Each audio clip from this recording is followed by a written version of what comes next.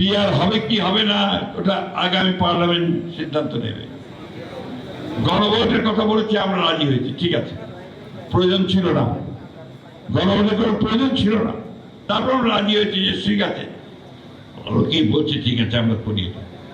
আমরা বলেছি যে নির্বাচনের দিনই গণভোট করতে হবে, কারণ আলাদাভাবে গণভোট করতে হলে থেকে আরো খরচ বেড়ে যাবে, প্রায় 1000 কোটি টাকার উপরে সেই খরচ হবে। নির্বাচন দুটো ব্যালট থাকবে, একটি ব্যালটে গণভোটের কথা থাকবে, আরেকটি ব্যালটে আপনার নির্বাচন সংসদে নির্বাচন হবে। এটা তো অত্যন্ত সুন্দর কথা। এটা না করে এখন আবার তারা গণভোট আগে হতে হবে, তারপরে নির্বাচন হবে, এটা আপনারাই বলছেন। আমরা তো নির্বাচন পেছানোর কথা একবারও বলিনি, আমরা বারবার বলছি যে নির্বাচনটা অতি দ্রুত করতে হবে।